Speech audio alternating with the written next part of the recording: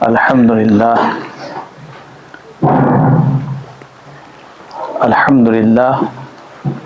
الحمدللہ رب العالمین والصلاة والسلام علی سید الانبیاء والمرسلین وعلی آلہ واصحابہ اجمعین، اما بعد، اعوذ باللہ من الشیطان الرجیم، بسم اللہ الرحمن الرحیم،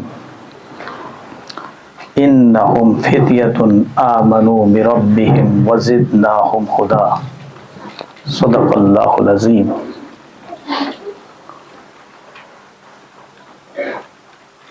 معزز و مکرم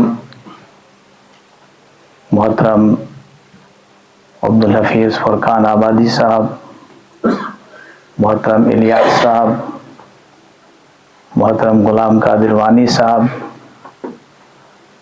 اور دیگر بزرگان،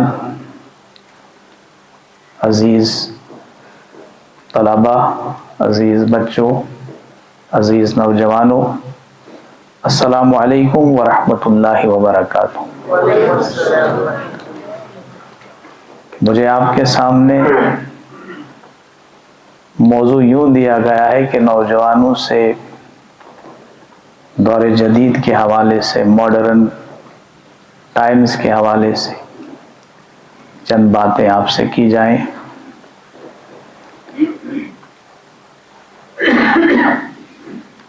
تقریباً 6 سال پہلے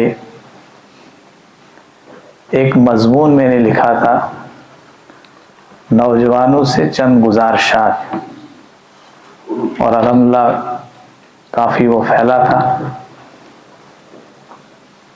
اس میں ایک بات تھی جس کو میں نے اپنے اس مضمون کا سینٹرل آئیڈیا قرار دیا تھا، اور وہ سینٹنس ایک تھا، اور وہ اس میں لکھا تھا، انگلش میں وہ سینٹنس تھا، انگریزی زبان میں، مسلم امہ still in search of an identity. دراصل یہ ایک کتاب کا نام ہے، ایک ملک پاکستان کے حوالے سے وہ لکھی گئی تھی کتاب، still in search of an identity. میں نے اس سے یہ اخذ کیا کہ Muslim youth is still in search of an identity. مسلمان نوجوان ابھی بھی اپنی پہچان کی تلاش میں ہے۔ گویا کہ پوری امت مسلمہ اس دور میں اپنی پہچان کی تلاش میں۔ جب تک ہم اپنے آپ کو نہیں پہچانیں گے، ہم کسی بھی ماڈرن چیلنج کا سامنا کامیابی کے ساتھ نہیں کر سکتے۔ جب تک ایک مسلمان نوجوان اپنے آپ کو نہیں سمجھے گا، اپنے آپ کو نہیں پہچانے گا، تو اللہ تعالیٰ نے اس کے اندر جتنی بھی صلاحیتیں رکھی ہیں، جتنی بھی کیپیبلٹیز اور پوٹینشلٹیز اس کو عطا کی ہیں، وہ ان کا استعمال نہیں کر سکتا ہے۔ ایک بچہ کتنا ذہین اور کتنا فہیم ہو، کتنا انٹلیکچوئل ہو، لیکن جب تک اسے اس بات کا احساس نہ ہو کہ میرے پاس ایک بہت بڑی صلاحیت ہے، جس کو اگر میں اعتدال سے استعمال کروں گا، بیلنسڈ مینر میں استعمال کروں گا، تو میں پوری دنیا میں اپنا ایک مقام بنا سکتا ہوں۔ جس طرح سے مسلم امت مسلمہ جو ہے، دنیا میں ہمارا بھی کوئی پہچان ہی نہیں ہے، ہماری کوئی آئیڈینٹی نہیں ہے، ہمیں ریکگنائز کیا ہی نہیں جا رہا ہے۔ اب مسلم امہ کا جو لفظ ہے، یہ کوئی دوسری کوئی مخلوق کا نام نہیں، یہ ہم ہیں۔ وہ ہے کہ ہمیں ریکگنائز نہیں کیا جا رہا ہے، ہمیں وہ مقام نہیں دیا جا رہا ہے جس مقام کا ہم حامل تھے۔ اور اسی لیے ہم دیکھتے ہیں کہ دنیا میں جو ہماری آج کنڈیشن ہے، دنیا میں جو آج ہماری صورتحال ہے،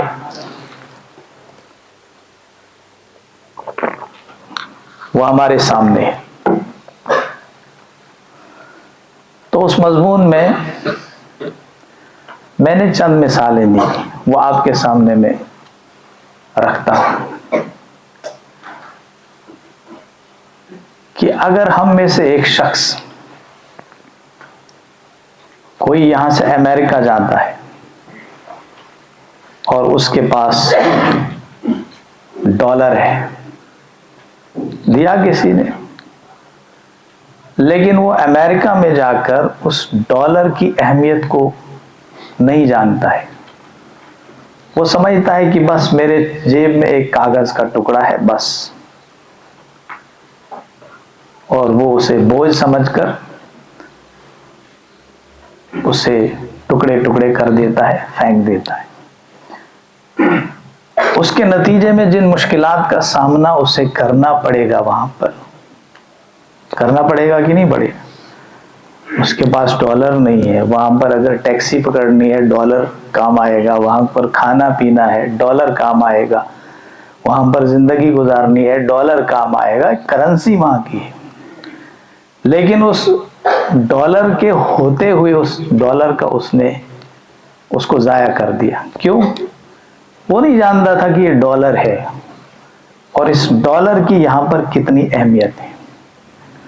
یہی ہوتا ہے کہ جب ایک نوجوان، اس کو جو صلاحیت عطا کی گئی ہوتی ہے، اگر وہ یہ نہیں جانتا ہے کہ میرے پاس جو صلاحیت ہے اس کی کیا اہمیت ہے، اس سے میں کیا کیا کام انجام دے سکتا ہوں، پھر وہ اس صلاحیت کو اسی طرح سے ضائع کر دیتا ہے جس طرح سے وہ شخص امریکہ میں جا کر ڈالر کو ضائع کرتا ہے۔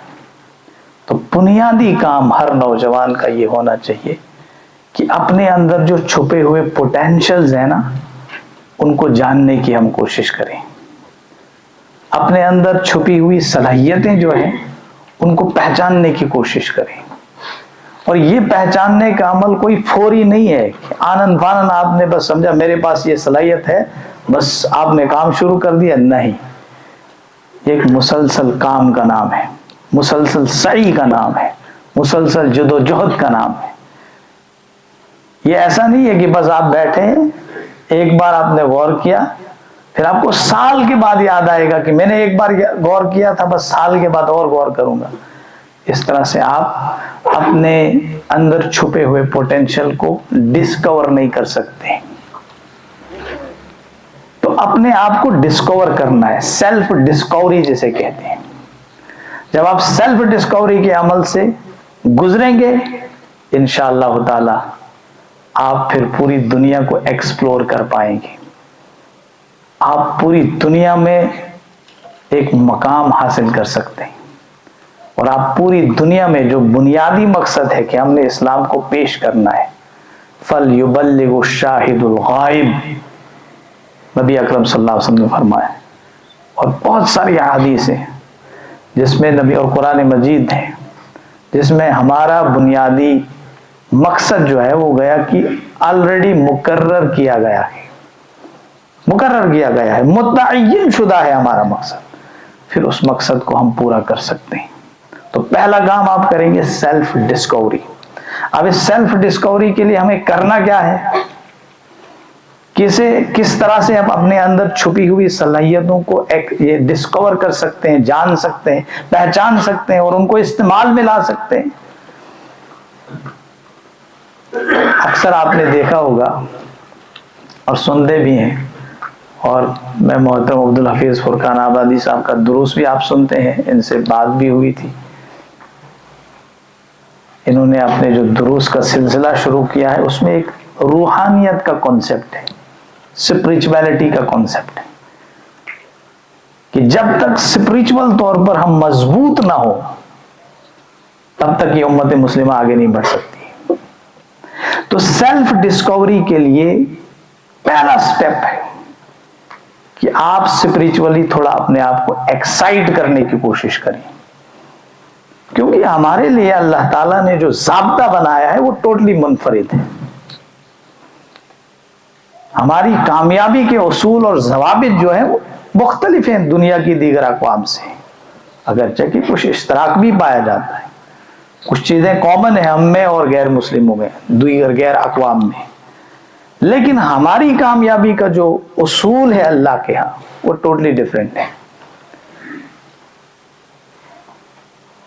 قرآن کہتا ہے سورۃ آل عمران میں، دنیا میں تم ہی ترقی پا سکتے ہو، دنیا میں تم ہی غالب آ سکتے ہو، دنیا میں تم ہی کامیاب ہو سکتے ہو، لیکن اس کی شرط ایمان کو ٹھہرایا کہ اگر تمہارے اندر ایمان ہوگا، تمہارے اندر یقین ہوگا اللہ تعالیٰ کا، اللہ تعالیٰ کی ذات کا، ضرور تم غالب آ جاؤ گے ہر اعتبار سے. تو یہ اسپرچولیٹی کا جو عمل ہے وہ کیا کرنا ہے، آپ نے اپنے ایک جگہ بیٹھنا ہے. اور دنیا کے جتنے بھی آج مذاہب ہیں نا وہ کام کرتے ہیں، ان کے ہاں بھی یہ عمل پایا جاتا ہے کیونکہ اس کی بڑی اہمیت ہے. میں نے ایک بار ایک ہندو بھائی سے پوچھا تھا آپ یوگا کیوں کرتے ہیں، بڑے مطلب 12th کی بات ہے، آپ یہ پوجا کیوں کرتے ہیں. بہرحال سوال، کچھ دوست تھے ایسے ہمارے، اس نے کہا تھا کہ جناب جب ہم یہ کام کرتے ہیں تو اپنا ذہن جو ہے نا مکتی پاتا ہے، دوسرے تمام خیالات سے آزاد ہو جاتا ہے، اور ایک ہی خیال، ایک ہی توجہ ہمارے ذہن میں گر کر لیتی ہے ہمارے ذہن کو، پھر ہم اپنے کام میں مضبوطی پاتے ہیں. یہ اس نے کانسیپٹ بتایا تھا. یہ دنیا کے جتنے بھی مذاہب اس میں رائج ہے، اگرچہ کہ اس میں کچھ کانفلکٹس بھی ہیں وہ دوسری بات ہے، لیکن کوشش کر رہے ہیں. تو آپ نے اپنی جگہ بیٹھنا ہے، اپنے غور کرنا ہے، اپنے دل کو صاف کرنا ہے، اپنے اللہ کے سامنے بیٹھنا ہے، پروردگار کے سامنے بیٹھنا ہے، اور اللہ کے سامنے ہاتھ پھیلا کے دعا کرنی ہے کہ پروردگار مجھے سوچنے اور سمجھنے کی صلاحیت عطا فرما، کیونکہ اللہ تعالیٰ کی مدد کے بغیر ہم کوئی کام نہیں کر سکتے. اپنی بنیاد پر ہم کوئی انجام کام نہیں دے سکتے جب تک کہ اللہ تعالیٰ کا سہارا نہ لیں. قرآن کہتا ہے کہ میں تمہاری مدد کرنے والا ہوں، میں مدد کروں گا تم کامیاب ہو جاؤ گے، میں مدد نہیں کروں گا تم کبھی کامیابی نہیں پا سکتے ہو. تو جو بھی کام کرنا ہے اللہ کی مدد کے بغیر ہم وہ کام نہیں کر سکتے ہیں، کامیابی کے ساتھ نہیں کر سکتے. تو پہلا سٹیپ یہ ایک سپریچول سٹیپ ہے. آپ نے ایک سپریچولی اللہ تعالیٰ کے ساتھ گویا کہ اپنا تعلق قائم کرنا ہے روحانی طور پر. جب وہ سپریچول لنک بنے گا، اب اس کی میں مثال بھی عرض کروں گا کہ کیا یہ سکسیسفل رہا ہے کہ نہیں رہا ہے. البیرونی کا نام آپ نے سنا ہے، ابن سینا کا نام سنا ہے آپ نے. آج بھی میں ایک ڈاکٹر صاحب سے پرسوں الٹرا ساؤنڈ کرنے میں نے اس کو پوچھا تھا کینون آف میڈیسن کا ریفرنس ملتا ہے، باضابطہ ریفرنس ملتا ہے، ہمیں پڑھنا پڑتا ہے. میں نے پوچھا تھا پھر پروفیسر کیتھ موری، ہم نے سنا ہے لیکچرز میں پروفیسر کیتھ موری نے بڑا کام کیا ہے ایمبریولوجی میں، کیا واقعتاً وہ کتاب آپ کی ٹیکسٹ ہے وہاں سلیبس میں؟ کہا بالکل ہمیں پڑھنا پڑتا ہے. 3rd ایئر کے 2nd ایئر اس نے کہا ہمیں پڑھنا پڑتا ہے. یہ جو ابی سینا جسے کہتے ہیں نا، ابن سینا، یہ حافظ تھا اور دنیا میں اس کا ایک مقام ہے، اپنے زمانے کا امام تھا، بہت بڑا سائنٹسٹ تھا. وہ میڈیکل سائنسز میں ایک انقلاب برپا کیا ہے اس نے. میڈیکل سائنسز میں کینون آف میڈیسن کتاب لکھی ہے.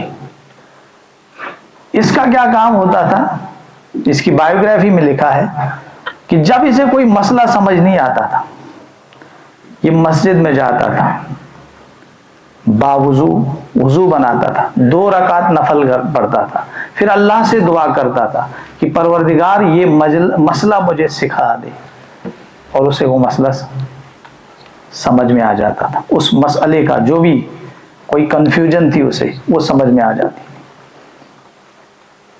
اور لکھا ہے اس کی بایوگرافی میں یہ اس کا عمل جاری رہا تا جب تک کہ اس نے وفات نہ پائی. حافظ تھا, سائنٹسٹ بھی, اور دنیا کا سب سے بڑا سائنٹسٹ, دنیا کا سب سے بڑا سائنٹسٹ. یہ وہ عمل کرتا تھا اور دنیا میں تبھی اس کا انعام ہے. لیکن مسلمانوں نے جب یہ چیز چھوڑ دی, اس چیز کو نظر انداز کر دیا کہ اللہ کے ساتھ ہمارا کوئی تعلق نہیں, پھر یہ بھی پڑھیں گے وہ بھی پڑھیں گے. ہم پڑھتے ہیں, کوئی ایگزام کوالیفائی کرتے ہیں, کسی جاب کو حاصل بھی کرتے ہیں, لیکن اپنا نام نہیں کما پاتے. دنیا کے جو انٹلیکچوئل سفیر ہے نا, اس میں ہماری سائٹیشن نہیں ہوتی ہے. ریلیٹیو سائٹیشن انڈیکس ایک ٹرم ہے, وہ ہوتا ہے کہ کوئی بڑا آتھر ہے, کوئی بڑا رائٹر ہے, کوئی بڑا ریسرچر ہے, کوئی بڑا ڈاکٹر ہے, جو بھی ہے, اس کی جو گریڈنگ ہوتی ہے دنیا میں وہ اس کی بنیاد پہ ہوتی ہے. اس کو کتنا ریفر کیا جاتا ہے دنیا میں. اور آپ دنیا میں ہمارا جو ریلیٹیو سائٹیشن انڈیکس ہے وہ سب سے کم ہے مسلمانوں کا. ہندوؤں کا ہم سے زیادہ ہے, عیسائیوں کا تو ہے ہی, یہودیوں کا تو ہے ہی, جینز کا ہم سے زیادہ ہے پاپولیشن کے مقابلے میں. کیونکہ ہماری بنیاد مقرر کی گئی تھی کہ تم کو اسپرچول لیول پہ کھڑا ہونا ہے, پھر تم آگے بڑھ سکتے ہو. اب صحابہ پہ آئیے. صحابہ کرام رضوان اللہ علیہم اجمعین, دنیا ان کو مانتی ہے, دنیا حیران ہے. بے شمار کتابیں لکھی گئی کہ یہ کس قسم کی شخصیات تھی, ان کی بنیاد کیا تھی؟ ایمان باللہ. اسپرچولی انہوں نے اپنے آپ کو مضبوط کر دیا تھا. پھر بڑھتے آگے نبی اکرم صلی اللہ علیہ وسلم, دنیا کی سب سے عظیم ترین شخصیت. اس لیے ایک مغربی مفکر نے لکھا ہے کہ اگر میں یہ کہوں کہ دنیا میں سب سے زیادہ سکسیسفل آدمی کون ہے, ظاہر سی بات ہے اس سکسیسفل آدمی کو پہچاننے کے لیے, اس کو سکسیسفل قرار دینے کے لیے کچھ کرائٹیریا ہونا چاہیے. اس نے کہا کہ 3 کرائٹیریا میں رکھتا ہوں. کرائٹیریا نمبر 1, سنبھالنے سب مینز, ذرائع بہت کم ہے, وقت کی کمی ہے. نمبر 2, لیکن امپیکٹ سب سے زیادہ ہے. اس نے لکھا ہے کہ اگر دنیا کی تاریخ میں جتنے بھی ہسٹوریکل فگرز رہی ہیں, میں نے یہ اصول ان شرائط کا انطباق ان کی لائف پہ کیا, اس میں صرف ایک پوری اترتی ہے, نبی اکرم صلی اللہ علیہ وسلم. اس لیے میں ایک کہتا ہوں کہ دنیا کی سب سے گریٹسٹ شخصیت نبی اکرم صلی اللہ علیہ وسلم. وہ The 100 کا نام سنا ہوگا, یہ اس کے علاوہ ایک دوسرے مفکر ہیں, مغربی ہیں. نبی اکرم صلی اللہ علیہ وسلم اب جب دعوت کا کام کیا, کس بنیاد پہ کام کیا, کیا بھروسہ ان کے پاس تھا, کس چیز کا اعتماد تھا؟ کھڑے ہوئے نبی اکرم صلی اللہ, اکیلے ہیں, تنے تنہا ہے, پورا معاشرہ جاہلوں سے بھرا ہوا ہے, اور جاہلیت اس انتہا کو پہنچی ہے بچیوں کو زندہ دفن کیا جا رہا ہے, درگور کیا جا رہا ہے, بات بات پہ جھگڑا ہو رہا ہے. بہرحال وہ جہالت کے زندہ, وہ سب جانتے ہیں. لیکن کیا چیز تھی نبی اکرم صلی اللہ علیہ وسلم کے پاس؟ یا ایھا المدثر قم فانذر وربک فکبر وثیابک فطہر یا ایھا المزمل قم اللیل الا قلیلا نصفہ او انقص منہ قلیلا او زد علیہ ورتل القرآن. یہ سورۃ المزمل, سورۃ المدثر. سورۃ المزمل کو اگر آپ دیکھیں گے نا, کہ نبی اکرم صلی اللہ علیہ وسلم کی جو شخصیت مبارکہ ہے, اس میں جو قوت اور اس میں جو مضبوطی پیدا ہوئی ہے, اس کے لیے جو عمل کیا تھا تہجد کا, اس میں خاص طور پر ذکر ہے. تو تہجد کیا ہے؟ It's totally spiritual in this context. تہجد کا معاملہ سراسر ایک روحانی ہے, اس کی تلقین کی گئی ہے. تو میں عرض کر رہا تھا کہ سیلف ڈسکوری کے لیے جب تک ہم اللہ, یہ چیز ہمیں نظر انداز کرتے ہیں نا, ہم بچوں کو بھی پڑھاتے ہیں پڑھو پڑھو, لیکن یہ چیز کبھی نہیں سمجھاتے کہ اللہ سے مانگو، اس کے سامنے گڑ گڑاؤ، اس سے دعا کرو پروردگار سے کہ اللہ یہ جتنے مسائل ہیں مجھے سوچے۔ میں نے ایک بار پڑھا تھا ایک کتاب میں حسن البنا رحمۃ اللہ علیہ کے متعلق، اب دیکھیے کتنی بڑی بڑی شخصیت، عظیم ترین ریولوشنری، انقلابی شخصیت، دنیا میں ان کو مانا جاتا ہے، دنیا کی جتنی بھی مطلب جو ریولوشنز پہ کتابیں لکھی جاتی ہیں ان کا ذکر کیا جاتا ہے، ضرور کیا جاتا ہے۔ حسن البنا، یہ ان میں علی میاں ندوی رحمۃ اللہ علیہ نے ایک کتاب لکھی ہے، مسلم دنیا میں اسلامیت اور مغربیت کی آپسی قسمیں، بڑی سب لوگوں کا ذکر کیا ہے، اخوان المسلمین کا ذکر کیا ہے، حسن البنا کا ذکر کیا ہے، مولانا مودودی کا ذکر کیا ہے، بارہ ریولوشنز کی بات میں کر رہا۔ حسن البنا کے متعلق میں نے پڑھا ہے کہ جب وہ چھوٹے تھے، مطلب اسکول جاتے تھے، ان کے والد صاحب بھی بہت بڑے عالم تھے، اسپرچویلٹی، روحانیت کی یہ انتہا تھی، اللہ سے دعا کرتے تھے۔ جب کوئی کہتے وہ مجھے یاد نہیں کہاں پڑھا تھا، اس میں لکھا تھا کتاب میں، میرے پاس ایک کتاب ہے اس میں کچھ تذکرہ کیا ہے کچھ بڑی بڑی شخصیات، حسن البنا کا اس میں ہے یہ کہ ایک بار انہیں میتھمیٹکس کا کوئی سوال سمجھ میں نہیں آ رہا، اللہ تعالیٰ مطلب تیاری نہیں ہوئی اس کی، اللہ تعالیٰ سے دعا کی، یقین دیکھو، ایمان دیکھو، گڑ گڑائے اللہ کے سامنے، پروردگار مجھے تیاری نہیں ہے، مجھے یہ سمجھ میں نہیں آ رہا ہے، اب یقین کریں۔ یہ سب چیزیں ہوتی ہیں جب اللہ پہ یقین ہوگا۔ خواب میں انہیں وہ مسئلہ سمجھا دیا جاتا ہے، وہ سوال سمجھا دیا جاتا ہے خواب میں، اور دوسرے دن حسن البنا جا کے سوال اس کا جواب کامیابی کے ساتھ لکھتے ہیں۔ حسن البنا کی زبانی خود کہتے ہیں کہ جب میں نے صبح کی کتنا پرسکون تھا، میں وہ کہتے ہیں کوئی بزرگ آیا سفید داڑھی والا، سفید لباس والا، اس نے مجھے یہ مسئلہ سکھایا۔ یہ ایسی شخصیات ہیں، اس چیز کو ہم نے نظر انداز کیا۔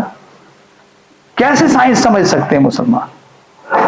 آج دیکھیے، آج مغرب میں بڑے بڑے مسلمانوں کے مفکرین بیٹھے ہوتے ہیں، اپنے آپ کو ٹوٹلی ویسٹرنائز کر دیا، اسلام کو بھی ویسٹرنائز کر دیا۔ وہاں پر مسلم خواتین کچھ ایسی نکلی، فیمنزم کی بات کرتی ہیں، اسلام روحانیت کو نظر انداز کر رہے ہیں۔ اسلام کی اپنی ایک روح ہے، اس کو جب تک ہم زندہ نہیں رکھیں گے ہم زندہ نہیں رہ سکتے، یہ ملت زندہ نہیں رہ سکتی، ہم اپنا تشخص برقرار نہیں رکھ سکتے۔ اکثر کہتے ہیں ہم بچوں کو پڑھو، ڈاکٹر بنو، انجینئر بنو، لیکن یہ چیز نہیں کہتے ہیں روحانی طور زندہ رکھو۔ مولانا حفیظ صاحب سے بات ہو رہی تھی پرسوں، نے بڑا اچھا جملہ کہا تھا کہ جب روحانیت انسان کو حاصل ہوتی ہے، پھر نگاہ ایک انسان کی، ایک شخص کی، وہی کافی ہوتی ہے کسی دوسرے شخص کے لیے۔ یہ جو آیت میں نے آپ کے سامنے پڑھی، انہم فتیۃ آمنوا بربہم، یقیناً وہ نوجوان تھے جو اللہ پر ایمان رکھتے تھے، وزدناہم ہدی، اور ان کو ہم نے ہدایت میں ارتقا پذیر کیا۔ ایک ترجمہ اس کا یہ بھی ہے کہ اللہ تعالیٰ نے ان کو سوجھ بوجھ میں ترقی عطا فرمائی، سوجھ بوجھ میں، سمجھ میں۔ ایمان کا براہ راست تعلق آپ کی سوجھ بوجھ کے ساتھ ہے، آپ کی انڈرسٹینڈنگ کے ساتھ ہے۔ جب ایمان پختہ ہوگا انشاءاللہ تعالی ہماری سوجھ بوجھ بھی مضبوط ہوگی۔ یہ کیا وجہ اولیاء کرام ہزاروں نہیں لاکھوں کی تعداد میں لوگ ان کے سامنے ہوتے تھے، بادشاہ ملاقات کے لیے تڑپتے تھے۔ آپ نے معین الدین چشتی رحمۃ اللہ علیہ کا نام سنا ہوگا، آپ نے بابا فرید الدین گنج شکر کا نام سنا ہوگا، آپ نے سلطان الاولیاء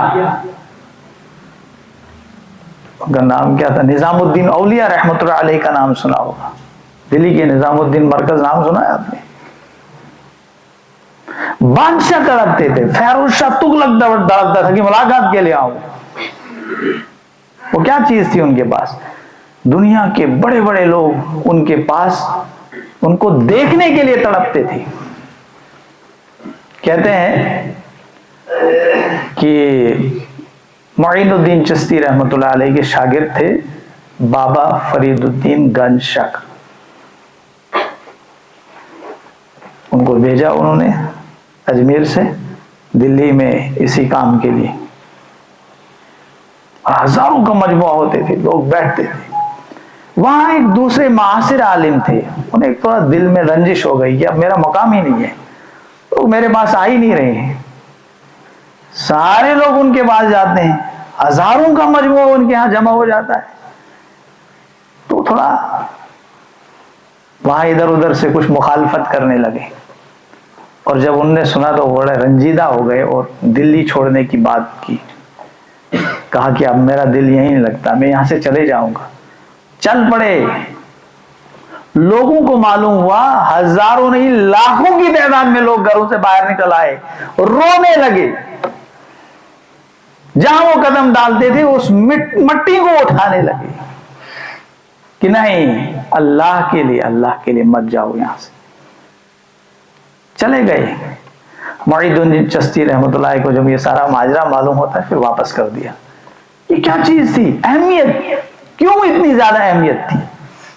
بادشاہ بھی تھے اس وقت, لوگ ڈر کے انہیں سلام کرتے تھے, لیکن یہاں لوگ عقیدت سے ان کے پاس آیا کرتے تھے. یہ مقام ہمارا نہیں ہے. یہ آئیڈینٹیفائی کرنے کا جو بنیادی یہ جو ہے عنصر, اس کو ہم بھول چکے ہیں. تو میں اپنے عزیزوں سے یہ گزارش کرتا ہوں کہ اللہ کے ساتھ وقت گزارا کرو. میں آپ کو بڑا کوئی درس نہیں دوں گا, یہ ماڈرن ایشوز ہیں, یہ جدید دور کے, یہ بڑے خلاف نہیں. میں ایک سمپل سی بات آپ سے کر رہا ہوں. اللہ کے سامنے گر پڑو, اللہ کے سامنے. آنکھیں ذرا خشک جو ہوئی ہیں ان کو نم کرو. یہ دل کی بستی جو بنجر بن چکی ہے اس کو ذرا سیراب کرو, اپنی آنکھوں سے سیراب کرو, آنسو سے سیراب کرو. لیکن یہ آنند بھانند اس کے لیے بھی ہے کہ ایک دن جائیں گے اللہ سے دعا کریں گے پروردگار, بس بات ختم نہیں. آئشن پیرنٹس تھے ایکسٹرا بچہ دعا کرو. دعا کرنے کیا اصول ہوتے ہیں, کیا آداب ہوتے ہیں, وہ معلوم نہیں ہمیں. مجھے ایک بہت بڑے عالم نے ایک بات, ان سے بات ہو رہی تھی, انہوں نے ایک بات کہی تھی مجھے کہ جب بھی اللہ سے مانگو دوست بن کر مانگو, بیریئر بیچ میں نہ رکھنا. وہ کہتے تھے اپنے جب میں اللہ کے تنہائی میں ہوتا ہوں اللہ سے ملاقات ایسے کرتا ہوں جیسے میں ایک دوست کے ساتھ ملاقات کرتا ہوں. اپنی زندگی کا کوئی چھوٹا سے چھوٹا مسئلہ بھی ہے وہ اللہ کے سامنے چھوڑ دو, رکھو اللہ کے سامنے. بڑے بچوں کو ایک پرابلم ہوتی ہے, انہیں یاد نہیں رہتا ہے. میں بھی ٹیچر ہوں, یاد نہیں رہتا ہے سر. رکھو اللہ کے سامنے اس مسئلے کو, پروردگار میرا حافظہ کمزور ہے, مجھے سمجھ میں نہیں آتا ہے. انشاءاللہ تعالیٰ آپ کو ساری چیزیں حاصل ہوں, بشرطے کہ آپ یہ کام کریں, یہ عمل جو ہے انجام دیں. صرف سیلف ڈسکوری ہو سکتی ہے, یہ سارے راز کھلیں گے پھر. علامہ اقبال کون تھے؟ دنیا کا سب سے بڑے مفکر. ڈاکٹر اسرار صاحب نے انہیں اپنی تفسیر میں اعجاز القرآن کہا ہے. اعجاز القرآن کہ دنیا والوں کو اگر دیکھنا ہے معجزہ کسی شخص کی شکل میں, علامہ اقبال کو دیکھیں, جو قرآن کی انڈرسٹینڈنگ, جو قرآن کے تدبر اور تفکر انہوں نے کیا تھا, اور جو کچھ پھر انہوں نے کہا ہے. پہلی جلد میں انہوں نے وہ بیان القرآن میں تعارف قرآن کے سلسلے میں آخری چیپٹر باندھا ہے, اعجاز القرآن علامہ اقبال. اتنا بڑا لقب.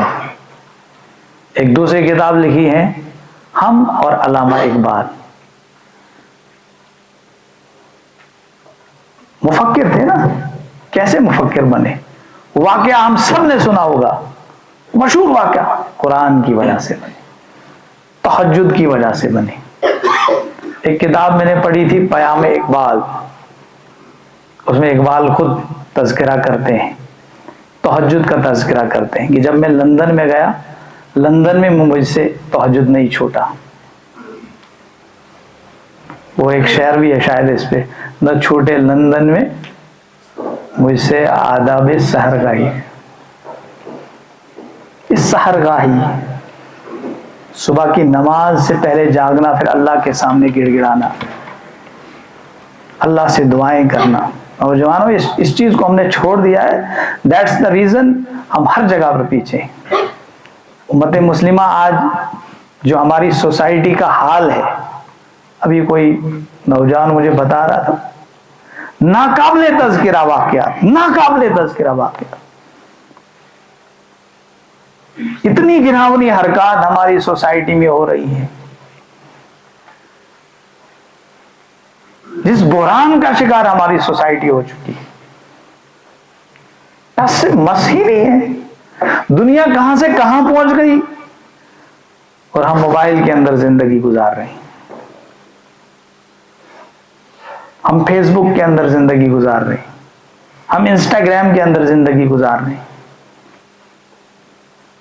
یہ بہت بڑا فتنہ ہے. اس سے اپنے آپ کو بچاؤ. دجال کے اہم ترین ہتھیاروں میں سے ایک ہتھیار، اس سے آپ فائدہ بھی حاصل کر سکتے ہو، لیکن کچھ اصول آپ نے اپنے آپ پر، کچھ قوانین نافذ کرنے ہیں کہ نہیں مجھے یہ کرنا ہے while I am using this. میں ابھی نیوز دیکھ رہا تھا کہ فلسطین میں جو اسرائیل ہے روبوٹک وارفیئر کا استعمال کیا، روبوٹس جنگ لڑ رہے ہیں، اوپر سے ڈرون روبوٹس ایسے. حالانکہ ان لوگوں کے پاس ایسے روبوٹس بھی ہیں جو خود زمینی سطح پر لڑ سکتے ہیں، لیکن ان کو انویل ابھی نہیں کیا جا رہا ہے. یہ ترقی، یہ سائنسی اکتشافات اور ایجادات کہاں سے کہاں پہنچا دیا. ہم نے کیا دیا، ہم نے کیا کنٹریبیوشن کیا کی. مولانا مودودی رحمۃ اللہ علیہ نے کتاب لکھی ہے تنقیحات، اور مغربی تہذیب کی سخت شدید تنقید کی. اس میں ایک جملہ انہوں نے لکھا ہے،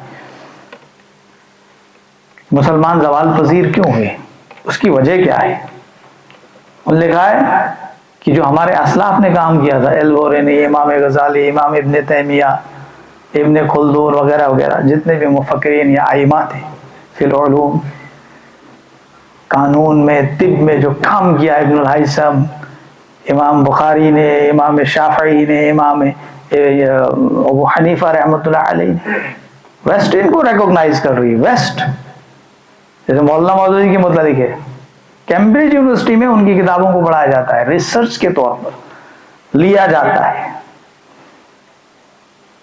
تو انہوں نے لکھا ہے کہ 500 سال تک مسلمانوں نے کچھ کام نہیں کیا.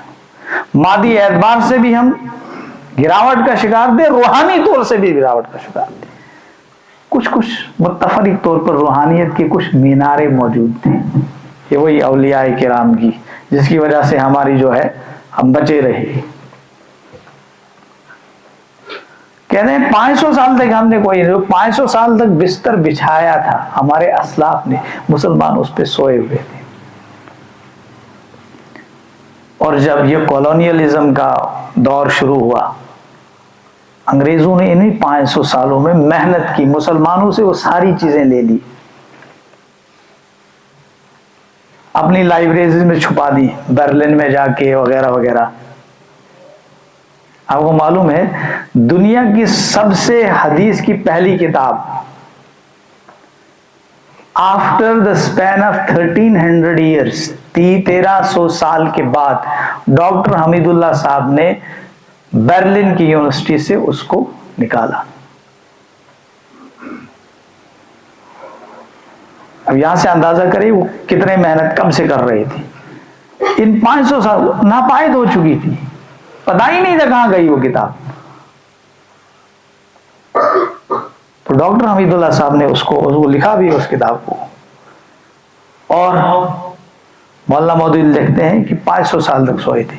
جب آنکھ کھلی مسلمانوں کو کہ میدان سارا مغرب نے مار لیا تھا، قلم بھی ان کے ہاتھ میں تھا، ٹینکس بھی ان کے ہاتھ میں تھا، مسلمان کچھ بھی نہیں کر رہا، کوئی چیز ہی ہمارے پاس نہیں تھی کہ ان کا مقابلہ کر پاتے. ان کو ہم اپنی سویلائزیشن کو، اپنی تہذیب کو، اپنے آپ کو ڈیفینڈ کر پاتے نہیں. پھر وہ دور بھی اس زمانے کی آنکھ نے دیکھا کہ وہ مسلمان جو بہترین سویلائزیشن کے علم بردار تھے پھر کس خستہ حالی کا شکار ہو گئے، اور وہ مغربی تہذیب جس کے ہم بہت بڑے ناقد تھے آج اس کے سب سے بڑے گرویدہ ہم ہو رہے ہیں، اور وہ مغربی تہذیب آج ہمارے گھروں میں ہی نہیں گھس گئی، ہمارے کمروں میں، ہمارے دل و دماغ میں رچ بس گئی ہے۔ کسی پاس ہمت ہی نہیں ہے کہ مغربی تہذیب کا ناقدانہ مطالعہ کر کے ہم ان کو بتاتے کہ کارل مارکس نے یہ کہا تو ہم یہ کہتے ہیں، اسلام یہ کہتا ہے۔ مولانا مودودی کو پڑھا ہے آپ لوگوں نے، اگر پڑھنے کی کوشش کریں ان مفکرین کو، تنقید کی ہے لوگوں کی، انہوں نے لکھا ہے ایک جگہ کہ میں نے نیٹشے کو پڑھا، میں نے کارل مارکس کو پڑھا، میں نے اینجل کو پڑھا، میں نے کانٹ کو پڑھا، میں نے فرائڈ کو پڑھا۔ یقیناً بڑے ذہین فہیم لوگ تھے، متاثر تھا میں، لیکن جب میں نے قرآن مجید پڑھا تو مجھے بچے نظر آنے لگے، اور واقعتاً ایسا ہے۔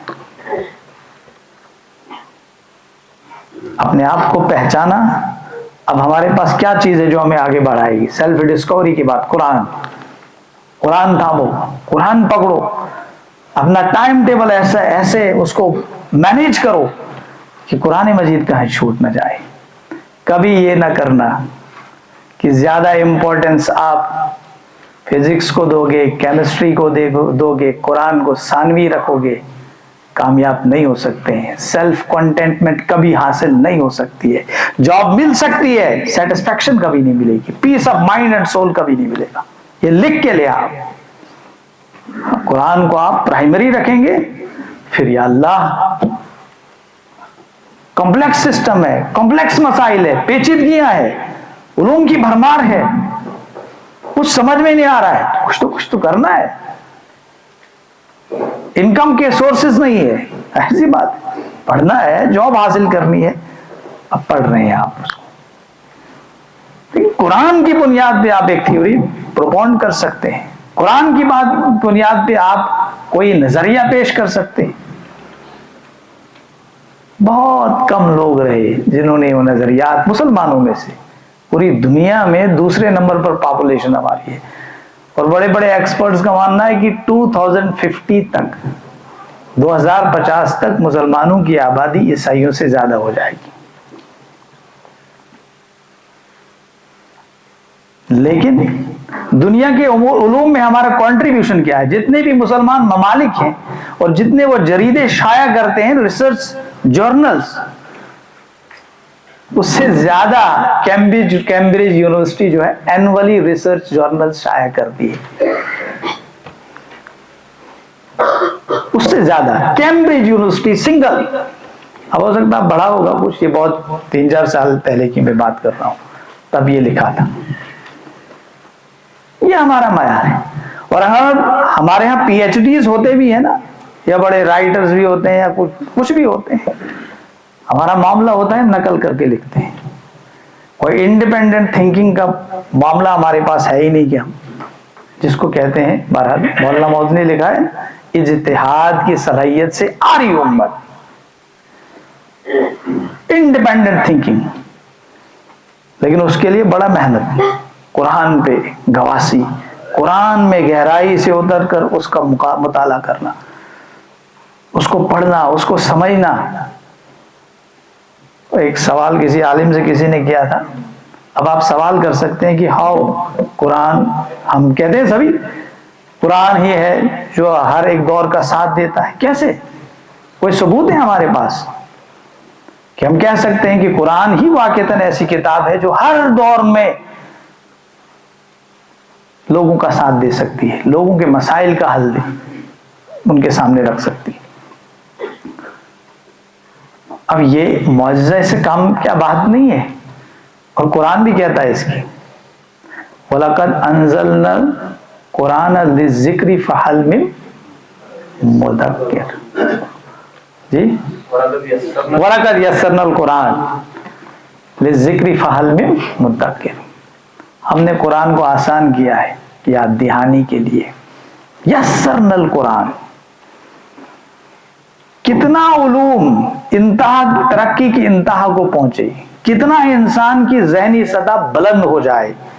جب انسان کی ذہنی سطح بلند ہوتی ہے، کوئی پی ایچ ڈی اسکالر ہے، کوئی بڑا پروفیسر ہے، اس کا انٹلیکٹ عام لوگوں سے بڑھ کے ہوتا ہے، اسے عام لوگوں کے ساتھ بات کرنے میں مزہ نہیں آتا، اس کا انٹلیکچوئل لیول بہت ہائی ہوتا ہے، اور بعض اوقات اسے احساس تفاخر بھی ہوتا ہے کہ میں بڑا انٹلیکچوئل ہوں. عام لوگوں کی بات کو سمجھتا نہیں ہے، عام کتاب کو بھی وہ ریکگنائز نہیں کرتا ہے، اس کو ریفر نہیں کرتا ہے. بڑی اعلیٰ سے اعلیٰ معیار کی کتابیں، بڑے بڑے فلسفیوں کی کتابیں پڑھتا ہے اور بولتا ہے یہ ہے وہ، کیونکہ اس کا انٹلیکچوئل لیول ایسا ہوتا ہے. لیکن قرآن ایک ایسی کتاب ہے کہ جتنا ایک عام آدمی کے لیے یہ مفید ہے، اس سے کہیں زیادہ ایک انٹلیکچوئل کے لیے وہ مفید ہے، ایک عالم کے لیے مفید ہے. کہ قرآن اس کا جو انٹلیکچوئل لیول ہے اس سے بھی اعلیٰ ہے. جب اس کو پڑھتا ہے خود بخود محسوس کرتا ہے میں کہاں ہوں.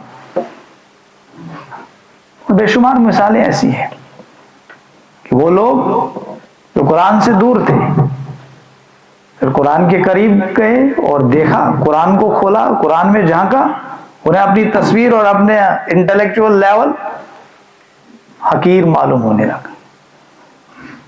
تو میں عرض کر رہا تھا کیسے ہم کہہ سکتے ہیں کہ قرآن ہی ہے، قرآن کو پکڑو، کہتے ہیں وَاعْتَصِمُوا بِحَبْلِ اللَّهِ جَمِيعًا. نبی اکرم صلی اللہ علیہ وسلم نے فرمایا ہے کہ قرآن اور حدیث کو پکڑو، گمراہ نہیں ہو. اور وہ بڑی اِنَّهَا سَتَكُونُ فِتْنَةٌ، حدیث ہے بڑی، حضرت علی رضی اللہ عنہ، قریب ایک فتنہ آنے والا ہے، وَالْمَخْرَجُ مِنْهَا، اس سے نکلنے کا راستہ. اس میں فرمایا قرآن. ہم تلقین کرتے ہیں، تلقین کی جاتی ہے، لیکن ہاؤ وی کین سے، ہم کیسے کہہ سکتے ہیں کہ واقعتاً قرآن جو ہے یہ ہر زمانے کا ساتھ دینے والی کتاب. ایک نقطہ، بے شمار سائنٹیفک اعتبار سے تو بہت ساری چیزیں ہیں، انشاءاللہ کبھی بات کریں گے اس پہ. ایک نقطہ آپ سمجھ لیجیے، دنیا میں جتنے بڑے بڑے اسکالرس، آئیڈیالوجسٹ، فلاسفرز آئے، ان نے فلاسفیز دی، آئیڈیالوجیز دیے، تصورات دیے، نظریات دیے، کوئی ریسرچ پیش کی. ہر ریسرچ کو کرٹیسائز کیا گیا، ہر ریسرچ کے بدلے ایک نئی تحقیق سامنے پیش کی گئی. نیوٹن کو ہم سب مانتے ہیں، فادر آف فزکس اسے مانا جاتا ہے، کلاسیکل فزکس. اس کے نظریات کو بھی آج نہیں مانتے ہیں. جب آئنسٹائن آیا، اس نے تھیوری آف ریلیٹیوٹی دی، پوری فزکس کی انڈرسٹینڈنگ ہی بدل گئی. اب تو آئنسٹائن کی بھی تنقید کر رہے ہیں لوگ. اب تو آئنسٹائن بھی کو بھی تھیورسٹ مانتے ہیں. تھیورسٹ، وہ تھیوریٹیکل سائنٹسٹ تھا، وہ تھیوریٹیکل، پریکٹیکل نہیں تھا. تھیوریٹیکل، اس نے تھیوری دی ہے، کوئی ایکسپیریمنٹ کر کے کوئی چیز نہیں بنائی ہے. اس نے ایک نظریہ دیا،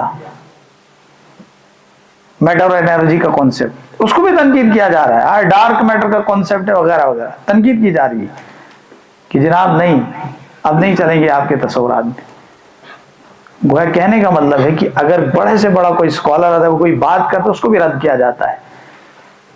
یہ اصول ہے کہ جناب اگر اہمیت ہے اس کی، یہ آج کے جو سائنٹیفک اصول ہیں، ضوابط ہیں، جو پرنسپل اس پہ اترتا ہے تو ہم ایکسپٹ کریں گے، ادروائز اس کو اس میں پھینک دیں گے ہم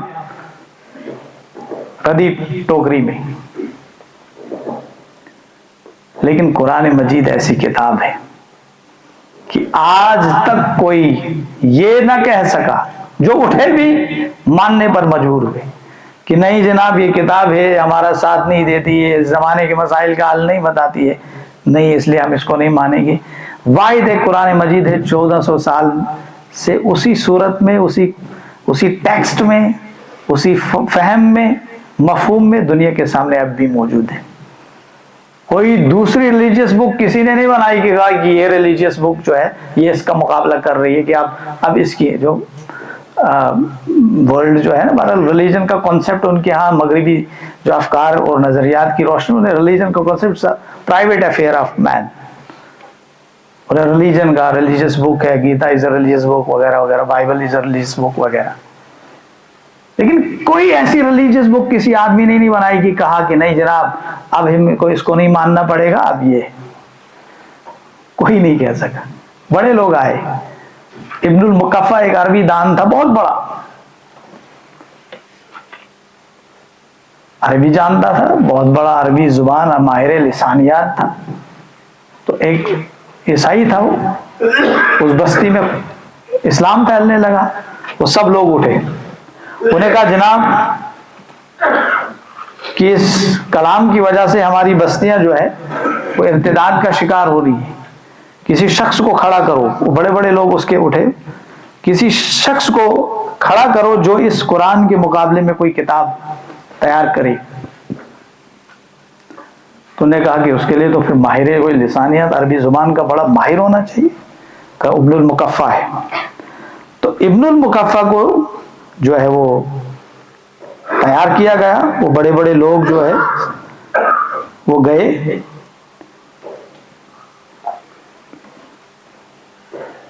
اور انہوں نے کہا، اس سے کہا کہ آپ ایسا کام ہو. اس نے کہا ٹھیک ہے میں یہ کام کروں گا، مجھے 6 مہینے کا وقت دو. 6 months. عظمت قرآن کتاب ہے مولانا وحید الدین خان صاحب کی، اس میں یہ واقعہ ہے. انہوں نے کہا 6 مہینے کا وقت مجھے دو، لیکن مجھے کوئی ڈسٹربنس نہیں ہو رہا، میرے گھر کا خرچہ وغیرہ ظاہر سی بات ہے چلانا تھا، ہم سب کچھ کریں گے، آپ جاؤ. ایک خیمہ لگا دیا، وہ بیٹھ گیا، جو بھی اس کو کتابیں وغیرہ سب لے کے گیا. جب وہ وہاں پر گیا تو کچھ مہینے کے بعد وہ خیال آیا اس کا خبر گیری کریں گے. جو بڑے بڑے لوگ تھے، اب کوئی کھانا پہنچاتے تو جاتا تھا، کوئی نہ کوئی تو جاتا ہوگا پانی لے کر وغیرہ وغیرہ، کہ دیکھیں گے. وہ گئے تو خیمے کے کہیں سے جو کھڑکی جیسی تھی وہاں سے دیکھنے لگے وہ کیا کر رہا ہے. ابن المقفع آپ گوگل کر کے دیکھیں گے، اتنا بڑا فلاسفر تھا، بہت بڑا ٹرانسلیٹر، عربی زبان کا بہت بڑا ماہر تھا. جناب انہوں نے دیکھا کہ وہ دیکھ رہا ہے، ایک طرف قرآن مجید ہے، دوسری طرف سے کوئی لکھ رہا ہے، ایک سینٹنس دیکھ رہا ہے، کتاب قرآن کی طرف دیکھ رہا ہے، پھر اس کو کاٹ کے وہاں ڈھیر لگا ہے، پرزوں کا ڈھیر لگا ہے. اندر گئے، جناب کیا ماجرا ہے؟ میں کہا نہیں، میرے بس کا یہ کام نہیں ہے، میں یہ کام نہیں کر سکتا ہوں. یہ واقعتاً اللہ کی کتاب ہے، واقعتاً اللہ کی کتاب. دور جدید میں بھی وہ سروجنی نائڈو کا نام سنا ہے آپ نے؟ سروجنی نائڈو بہت بڑی پوئٹس تھی اور جنگ آزادی میں بہت بڑی کانگریس کی لیڈر تھی. وہ اس نے بھی، اس سے کسی نے پوچھا قرآن کے مطلب، اس نے کہا کہ میری طرف سے لکھ کے لے لو، یہ اللہ کا کلام ہے. ہاؤ یو آر سیئنگ دس؟ اس نے کہا کہ جناب زبانوں کو کیا سے کیا ہو گیا، یا اردو زبان جو ہے، ہندی زبان جو ہے 200 سال پہلے بنی ہوئی ہے، اس سے پہلے کچھ اور تھی، کھڑی بولی وغیرہ وغیرہ، پراکرت فلاں، اس سے پیچھے کچھ. زبانوں کا کیا سے کیا حال ہوگا، لیکن یہ کتاب جو ہے زبان میں وہ 1400 سال سے موجود ہے. یہ ممکن ہو ہی نہیں سکتا ہے. لسانیات کی، لینگویجز کی ہسٹری میں یہ بات موجود ہے. سنسکرت ایک زمانے میں یہاں بولی جاتی تھی، آج سنسکرت نہیں ہے. گریک، یونانی زبان، لاطینی زبان، ساری زبانیں ختم ہو گئی. اور آج ہی جو جیولوجیکل ایکسکیویشنز ہوتی ہیں نا، وہاں پر کچھ ایسے کتبے نکلتے ہیں، ان میں لکھا ہوتا ہے، ہم انڈرسٹینڈ نہیں کر پاتے ہیں کہ کیا لکھا ہوا ہے. میں آج ہی پڑھ رہا تھا نیوز، ایک ویسٹرن کنٹری کے کسی صدر نے 10 ملین کا انعام رکھا ہے. انہوں نے وہاں پر ایک جیولوجیکل ایکسکیویشن کی، مجھے یاد نہیں کس ملک میں، آج ہی پڑھ رہا تھا میں. 10 ملین کا انعام رکھا ہے کہ جو اس زبان کو سمجھ سکے، وہ جو اس کتبے بھی لکھی ہوئی ہے، کیا ہے اس کا معنی، کیا ہے اس کا مفہوم. وہ زبان تو رہی ہوگی نا. یہ ان کی 1400 سالوں سے جو زبانیں ناپائید ہو چکی ہیں، اب نہیں ہے موجود. اس نے کہا کہ قرآن ہے واحد ایک کتاب اور عربی زبان ہے، اس کا معجزہ نہیں ہے تو اور کیا ہے؟ یہ کیا انسان کے بس کی بات ہے؟ یہ اللہ کا کلام ہے، لکھ کے لو. اس نے لکھا ہے، سینٹنس ہے باضابطہ، تو یہ میری طرف سے لکھ کے لے لو، یہ اللہ کا کلام ہے، یہ الہامی کلام ہے، یہ کوئی انسان کا کلام نہیں ہے. تو قرآن، ہم کہتے ہیں نا قرآن کو ثابت کرو جناب، کیسے ہے؟ ڈاکٹر گیری ملر، میں نے جمعہ پہ بھی عرض کیا تھا، وہ بہت بڑا ڈیبیٹر تھا عیسائیت کا، مسلمانوں کے ساتھ ڈیبیٹ کرتا تھا. احمد دیداد صاحب کے ساتھ ڈیبیٹ کی، اور جب اس کو بتایا گیا قرآن پڑھو، اس نے کہا میں قرآن کو پڑھ کے اس کے خلاف ایک کتاب لکھوں گا، میں یہ پروو کروں گا کہ قرآن جو ہے خدا کا کلام نہیں ہے۔ قرآن پڑھنے بیٹھ گیا، آخر کار قرآن پڑھنے کے بعد یہ کہنے پر مجبور ہو، اس نے ایک لیکچر دیا، اس لیکچر کی بنیاد پر ایک کتاب ہے دا امیزنگ قرآن، دا امیزنگ قرآن، حیران کن کتاب، حیران کن قرآن۔ اس نے کہا میں بھی یہ یقین سے کہتا ہوں کہ اس کا عبدالعاد نام ہے آج، میں یقین سے کہتا ہوں کہ یہ کسی انسان کا بنایا ہوا کلام نہیں، اللہ کا کلام ہے۔ اللہ نے اتنی عریض اور وسیع اور عریض کائنات بنائی، اس کا مالک اور اس کا خالق ہم سے مکالمہ کر رہا ہے اس قرآن کے ذریعے، اس کو چھوڑ دیں۔ سائنٹیفک ایڈوانسمنٹ دے رہے سب اس اللہ کی عنایات ہیں۔ اللہ چاہتا بوٹل نیک ایفیکٹ ہوتا ہے، بوٹل نیک، بوٹل ہوتی ہے نا، اس کے اوپر سے وہ اس کا ڈھکنا ہوتا بند ہوتا ہے، بند کر دیں گے کوئی چیز باہر نہیں نکلے گی۔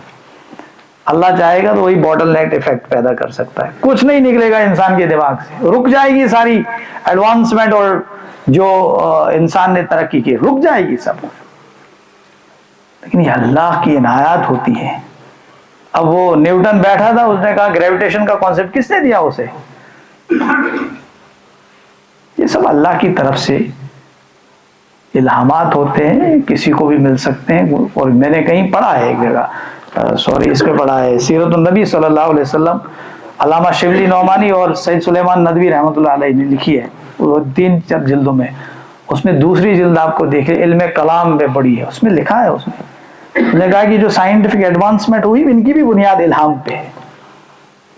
کسی کو بھی اللہ جو ہے خیال ذہن میں ڈال دے گا۔ علامہ اقبال نے خود کہا، یہ کتاب میں وحی کی بات ہو رہی ہے، قرآن وحی پر مبنی ہے۔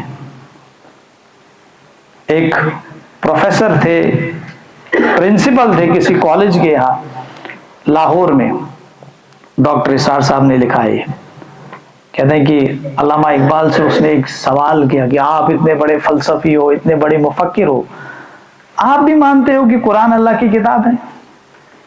یہ ریولیشن ریویلڈ کتاب ہے، وحی کی گئی ہے، آپ مانتے ہو اس کو؟